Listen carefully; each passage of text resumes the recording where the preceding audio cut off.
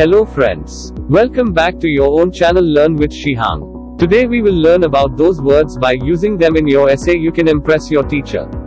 So without wasting any time, let's start. Number 1. Myriad.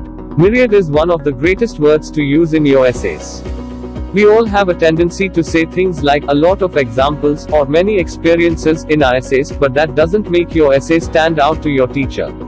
If you want to make your teacher perk up, be sure to include this word in your essay. An example sentence could be, the author suggests a myriad of solutions for the problem. Number 2. Asserts. Another stellar word to add to your mental dictionary is asserts. This verb is much more powerful than the alternative says, but it doesn't make you sound like a vocabulary nerd when you write it. Asserts can be used in a myriad of situations, but make sure you don't say it so frequently that it becomes just as repetitive as says.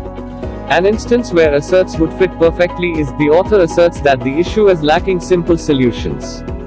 Number 3. Egregious. Why use an adjective like bad when you could easily switch it out for a scholarly word like egregious?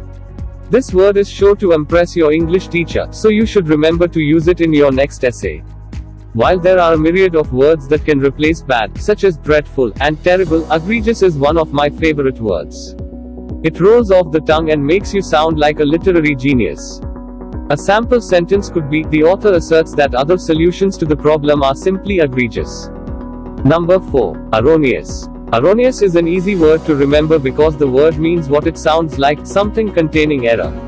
Including erroneous in your essays will take your writing to the next level. After reading a myriad of essays containing simple words like wrong and flawed, your teacher will be refreshed by your vast vocabulary. When you assert your opinions using elevated vocabulary, your teacher will note that you're a real brainiac, and respect you for that. A perfect opportunity to use this word is when describing an egregious statement from the author. The author's solutions for the problem were merely erroneous and absurd ideas.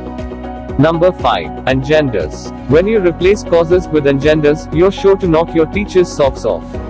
While causes isn't the most egregious word to write in an essay, it can still get worn out after too much use. A myriad of students will write about what causes events in their next essay, but you'll be the only one to describe what engenders events. Here's a sample sentence so you know exactly what you're doing. The author is not at all erroneous when she asserts that solving the problem will engender a better quality of life. Number 6. Employs. For the longest time, I couldn't think of another word to replace use. Eventually I came across utilize, but I used it so frequently that it became as egregious as use. Finally, I began writing employs instead. There are a myriad of ways to use employs in your essay, but no matter how you say it, this word will engender more success in your essay. Employ has a double meaning, because it also means to give a job to someone. But it isn't erroneous to use employ in the second sense of the word. For example, the author employs rhetorical questions in order to assert her beliefs in a more persuasive manner.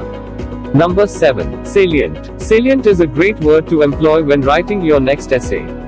While a myriad of other words can easily replace important, I usually rely on this word to take my essay to the next level. Salient can easily replace words like main or important, just be sure not to use it erroneously. I don't think anyone could argue that replacing important with salient wouldn't engender a better written essay.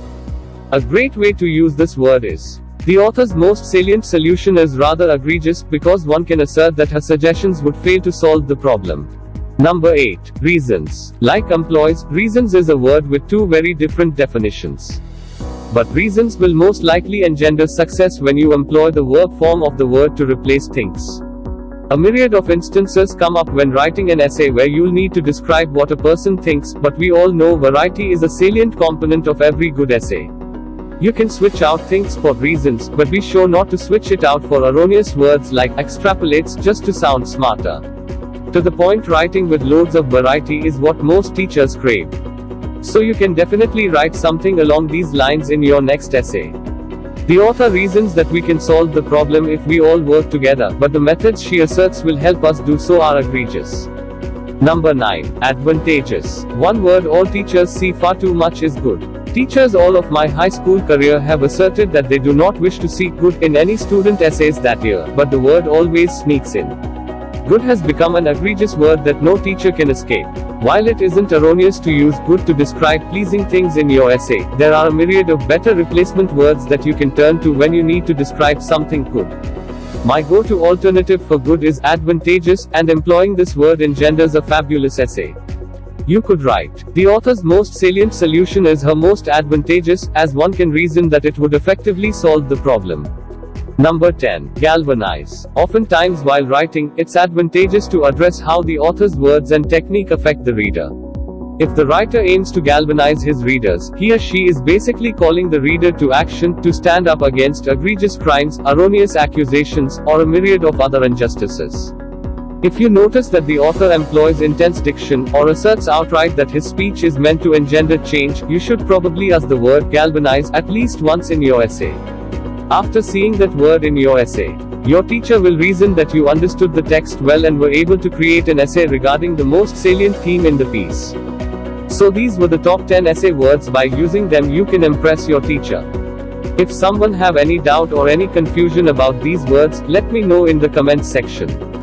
Thanks for watching. Take care guys, and don't forget to like, share and subscribe.